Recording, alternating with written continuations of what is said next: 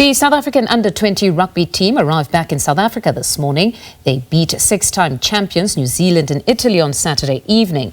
The Junior Boks broke a 13-year drought, winning their World Rugby Under-20 Championship for the first time since 2012. Let's cross now live to SABC Sports reporter Simon Burke at OR Tambo International Airport, who believe they're currently briefing. Let's listen in. You know, I was at the school week last week, and you could see the players coming through. So we are grateful for those coaches and educators who invested so much time into the youth.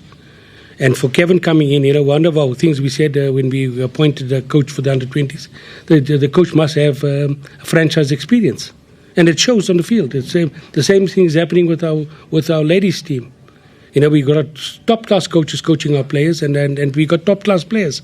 And we want to give them the best opportunity, and I think we've done that. Kevin and his team done a fantastic job, and Riley led the team with distinction. So we're very proud of them. Every one of them we're proud of. So, Mr. President, just as a follow-up, President, you opened the door for this question. You've got another national side heading off to England later this year. What type of support will SA Rugby, what type of support should South Africa give our women's team heading off to England later this year? You know, the one thing that our teams do, we draw our strength from the support base we get back home, from the 60-odd million people who support our team. And I appeal to them, let's support the ladies the same way we supported the men that went away. Because we need support. And corporate South Africa has come to the table and helped us. You know, we have a franchise coach coaching the ladies team as well. So we'll get there. The ladies are doing exceptionally well, and we're proud of them. And we're asking corporate South Africa, let's back them. All the 60-odd million people, let's back our girls as well. Thanks, President. Peter? Brian, a question for you. I was fortunate to commentate on some of your games at the Cricket World Cup last year.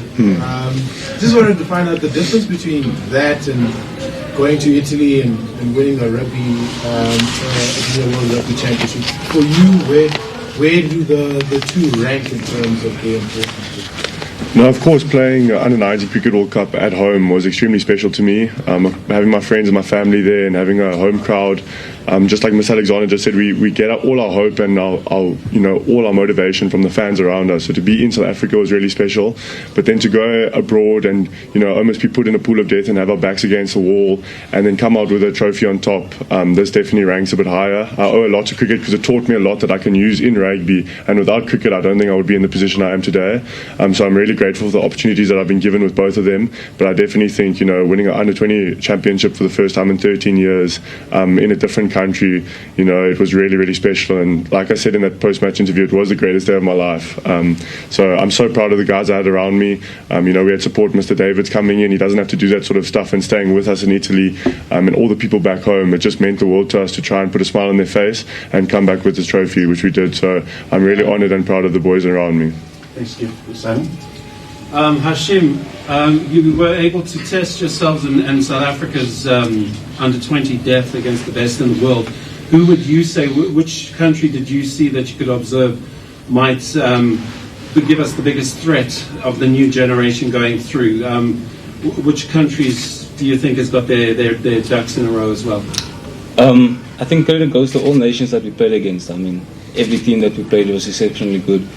But if I had to choose one, I'd definitely say New Zealand. I think the fight that they put in that final was just, I think, all the boys in the field, we just had to dig deep. And we knew that they weren't just going to let us win. And yeah, if I had to choose, I'd say New Zealand's definitely one to look forward to. Okay, Chops?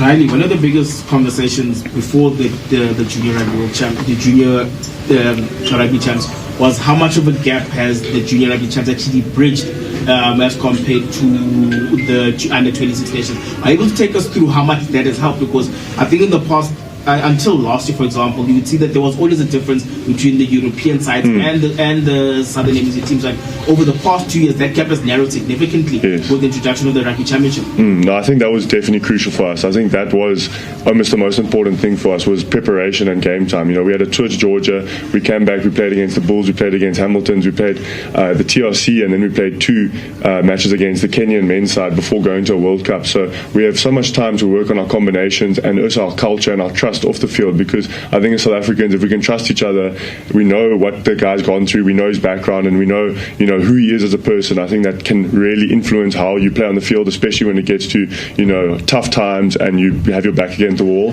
So I think almost in terms of getting our combinations right and making sure that we can grow our culture and just the people around us, I think that was the most important thing for us to, you know, get the opportunity to win the World Cup.